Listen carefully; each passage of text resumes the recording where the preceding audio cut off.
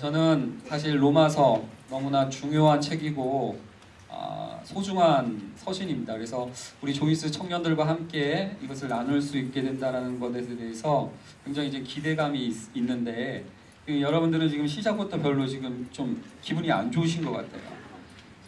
괜찮겠습니까? 네, 이렇게 설교를 할 건데요.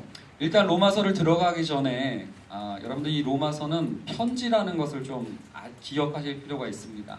편지이기 때문에 어떠한 상황과 정황이 있고 저자가 편지를 쓰게 된 의도와 목적이 있었을 것이다라는 것을 우리는 로마서를 읽기 전에 한번 생각해 볼 필요가 있어요. 그래서 한번 제가 생각을 해봤는데 바울의 상황으로서 한번 생각을 해보니까 바울이 1차 전도 여행 때는 이스라엘을 떠나서 터키 지역까지 아시아 지역까지 전도를 하고 돌아옵니다. 두 번째 전도 여행을 갔을 때는 아시아를 넘어 유럽으로 들어가게 되고요. 그리스 지역까지 복음을 전파하고 복귀를 합니다. 3차 전도 여행을 하면 조금 더 갈 줄 알았는데 3차 전도 여행 때도 똑같이 그리스까지만 가고 더 이상을 진전하지 못하고 있던 그때에 바울이 로마서를 쓰는 거예요. 왜 썼을까 생각해보면 이젠 복음 사역이 더 진전해야 되는데 어떠한 좀 답보 상태에 처하지 않았나라는 생각을 해봅니다. 그래서 바울이 좀 이것을 돌파구가 열려야 되는데 돌파구가 열려서 더 땅끝까지 복음이 증거되는 일에 쓰임받아야 되는데 라는 이런 바울의 염려와 고민들이 있었던 것 같아요. 그러던 상황에 바울은 로마 교회를 생각했고 그 교회가 견고케 되면 분명히 열매 맺을 수 있을 거 아니겠는가 라는 생각에 로마서를 기록했을 것 같다라는 생각이 첫 번째 정황이고요. 두 번째 정황은 로마 교회의 상황입니다. 로마 교회는 이스라엘이 아니기 때문에 유대인 성도들도 있지만 헬라 출신의 성도들도 많이 있었던 교회라고 이렇게 기록되어지고 있습니다. 그런 면에서 출신 성분이 다른 사람들이 모여있는 교회다 보니까 분열과 갈등의 골이 점점 시간이 갈수록 깊어져 갔을 것이다라는 생각이 들어요. 왜냐하면 유대인들 입장에서는 니네들이 구약을 알아?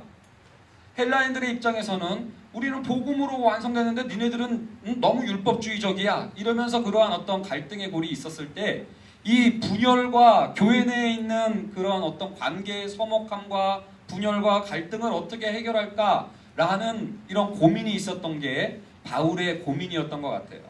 이러한 상황 가운데 바울이 의도적으로 글을 쓰는 게 로마서입니다. 왜 썼을까요?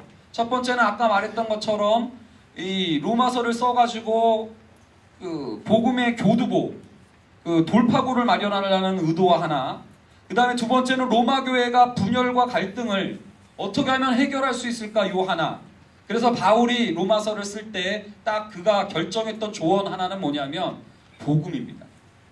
바울이 이러한 상황을 해결할 것으로 복음을 선택하고 복음을 가지고 그들에게 로마서를 쓰면서 그들을 복음으로 견고케 해서 복음의 그 막힌 담을 뚫으려고 했던 의도가 있었고, 두 번째는 복음을 통해서 서로 간의 관계의 서먹함과 불화와 갈등을 하나됨으로 바꿔내려고 역전시키려고 하는 의도에서 바울은 복음을 선택했다는 것을 우리가 로마서를 읽을 때 좀 전제로 해둘 필요가 있어요. 근데 지금 2000년 전 로마 얘기하다 보니까 여러분들 지금 뭔 소리요? 그럴 수 있지 않습니까? 우리 상황과 한번 연결해 볼까요? 우리도 똑같은 상황인 것 같습니다. 어떤 면에서 한국교회가 이제 복음의 진전에 있어서 좀 이렇게 답보 상태에 처한 게 아닌가라는 생각이 들어요. 더 이상 청년들이 점점 늘어나는 것이 아니라 젊은 세대들이 점점 줄어들고 있고 복음의 전수가 막혀가고 있습니다. 이럴수록 그 복음의 막힌 담과 복음의 전수가 뚫릴 수 있는 어떠한 교두보와 활로가 찾아져야 될 것 같은데, 그러기 위해서는 무언가 강력한 교두보가 마련되어야 된다는 의미죠. 그런 면에서 저는 한국교회의 다음 세대들을 감당하고 있는 조이스 청년부에 하나님께서 2015년 로마서의 복음을 통해서 우리를 견고케 하실 줄로 믿습니다. 그동안 신앙적인 어떠한 그 답보 상태 가운데 머물러서 몇 년을 신앙생활했는데 점점 침체에 빠져있는 청년들이 있다면, 또는 오랫동안 30년, 40년을 살아왔는데 아직 복음이 무엇인지 몰라서 기독교 신앙에 대해서 확신이 없다면 여러분들 잘 되셨어요. 로마서가 제시하는 복음을 통해서 올해 한번 견고해지고 신앙의 답보 상태, 영적인 어떤 지지부진한 이런 현상을 뚫어보는 한 해가 되었으면 좋겠습니다. 자, 우리 옆에 분과 그래서 눈빛을 마주치면서 그 의지에 찬 눈빛을 한번 보내주시겠습니까? 따라합니다. 고개 끄덕여주면 더 좋고요. 자, 그리고 두 번째요. 또 마찬가지예요. 로마 시대가 다신교 사회였기 때문에, 그리고 더군다나 계급 사회였기 때문에 신분 차이, 계급 차이, 남녀 차이 이런 것들이 엄청 컸던 사회예요. 유대인과 헬라인의 반목, 글로벌화했던 시대가 아니지 않습니까? 그러다 보니까 이러한 교회 내의 분열과 갈등의 문제가 그때도 있었다면 오늘 우리 조이스 공동체도 마찬가지가 아닐까라는 생각이 듭니다. 저처럼 춤 잘 추고 잘생긴 이런 형제들도 있지만 비웃는 거 뭡니까? 이렇게 여러분들 또 그렇지 못한 어떤 외적인 차별이 있을 수도 있고요. 스펙이 좋은 분들도 있지만 또 스펙이 조금 딸려서 그것 때문에 자기 연민에 빠져있는 지체도 있을 수 있습니다. 또 누구는 굉장히 부하고 강할 수 있지만 또 누구는 그런 것이 없어서 부끄러워하고 숨어들 수 있는 게 우리 교회 가운데 나타나는 현상이기도 해요. 제가 그리고 조이스 청년부 하면서 가장 안타까운 것 중에 하나는 뭐냐면 나이 든 지체들과 나이 없는 지체들의 이 반목과 어떤 담들이 있다는 것을 느껴집니다. 나이 많은 분은요, 제가 이번 주에 만났는데 파마를 하셨는데 파마가 너무 꼬부랑 파마가 됐어요. 그러니까 나이 많으신 분은 자기가 파마가 꼬부랑 된 것 때문에 조이스의 아줌마 있으면 안 된다라는 생각에 내가 목사님 당분간 파마 풀릴 때까지만 너무 안타까웠어요. 또 83, 84 또래. 여러분 그 또래들은 또 올라와가지고 조이스 왔는데 여기는 왜 이렇게 부장 집사님들이 많으세요? 막 이런 소리들을 이렇게 하는 걸 들어볼 때 여러분들 우리가 그 나이 가지고 자꾸 이렇게 뭐 벽이 되고 그것 때문에 분열하고 그것 때문에 이렇게 그 선을 긋고 분리돼야 되는 것을 너무나도 당연시하는 것 같습니다. 그러나 바울은 그러한 문제를 해결하려고 복음을 제시하는 거예요. 여러분들 복음은 우리를 견고케 할 겁니다. 뿐만 아니라 복음은 우리를 하나 되게 할 겁니다. 그런데 우리들이요 복음을 어떻게 이해하냐면 개인 구원적인 차원에서만 이해하는 거예요.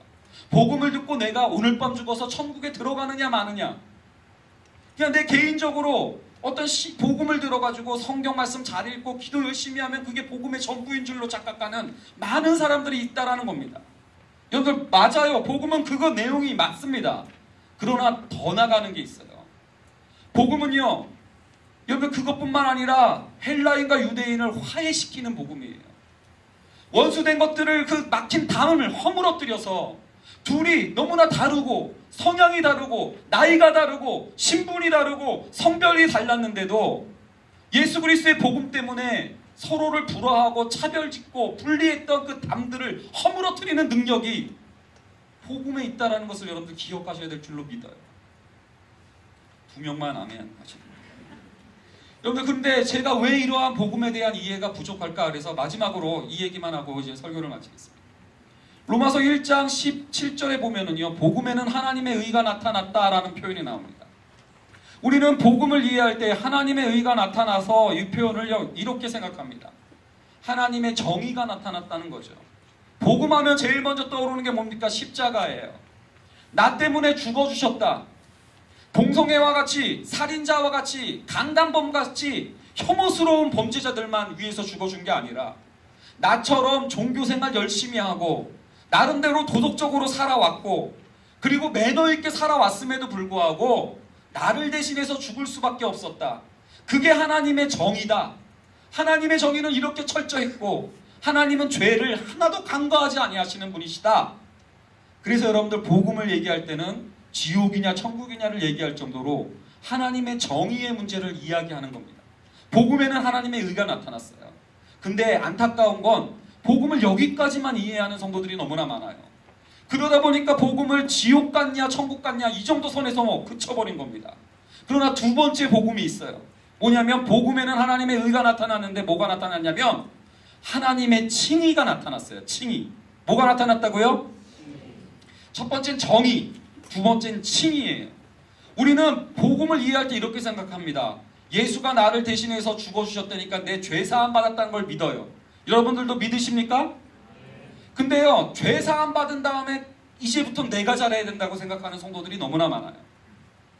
근데 예수 그리스도의 복음은 뭐냐면요, 예수 그리스도 때문에 우리가 죄만 지워진 존재가 아니라 우리가 의롭게 하나님 앞에 여겨진다라는 것을 복음은 분명히 이야기해주고 있는 겁니다. 가령 내가 죄를 져가지고 내 빚이, 죄의 빚이 13억이라고 예를 듭시다. 그러면 예수 그리스도의 십자가가 내 죄의 빚 13억을 탕감해 주셔서 내 계좌에 영원히 된 게 아니라 예수 그리스도의 십자가 보혈이 내 죄를 탕감해 주셔서 13억의 죄의 빚이 탕감받았을 뿐만 아니라 5만 8천억이 새롭게 입금됐다라는 게 복음이고, 이게 바로 칭의예요. 그렇기 때문에 여러분들 동성애자나 살인범이나 강간범, 이 사람들만 흉볼 게 아니라 나도 예수 그리스도의 십자가에 달았다라는 하나님의 정의의 나타남 앞에서 우리는 겸손해지고, 뿐만 아니라 저 사람도, 내가 그렇게 마음에 들지 않았던 사람도 예수 그리스도 때문에 얼마든지 의로워질 수 있다라는 소망과 기대감을 가질 수 있는 게 복음의 핵심입니다. 뿐만 아니라 마지막으로 복음에 나타난 하나님의 의 한 가지 더는 따라합니다. 공의. 하나님의 공의를 한번 생각해보세요. 모두가 다 죄인이에요. 동성범? 뭐죠? 동성애자도, 그리고 살인범도, 강간범도, 나도, 목사도 똑같은 죄인이에요. 뿐만 아니라 그 사람도 의롭다 여김받을 수 있어요. 예수님 때문에, 복음 때문에. 나도 예수님 때문에, 복음 때문에 또 기대할 수 있다는 겁니다. 그렇기 때문에 이 복음이 우리를 어디로 끌고 가냐면 공의, 공적인 의로움, 공평한 관계. 그러면 가난한 자와 부자가 차별을 두지 않아요. 부자도 죄인이에요.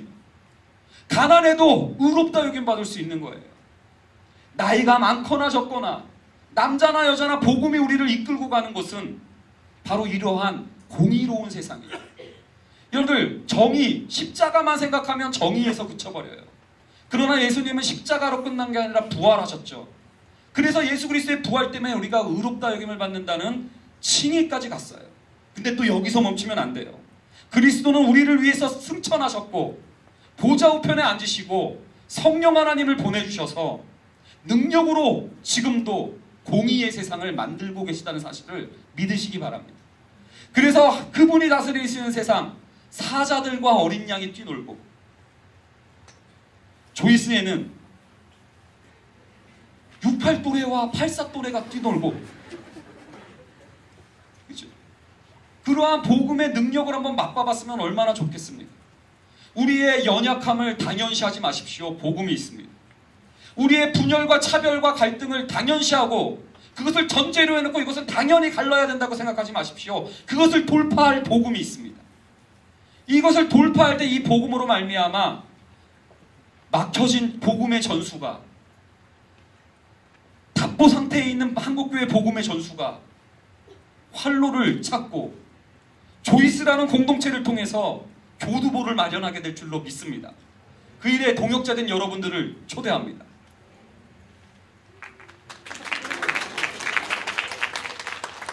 설교하고 박수 받아보기 또.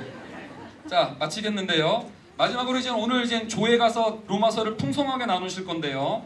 여러분들, 제가 타번역본 보는 것을 한번 예를 들어보려고 마지막으로 이것만 준비해봤습니다. 요 정도는 괜찮죠? 타번역본이라는 것은 개역개정만 보는 게 아니라 다른 성경 번역도 보는 거예요. 근데 제가 메시지 성경, 이거는 엄청난 의역이에요. 그렇기 때문에 여러분들 의역들을 볼 때요, 거기에 권위를 두시면 안 됩니다. 권위는 어디다 둬야 돼요?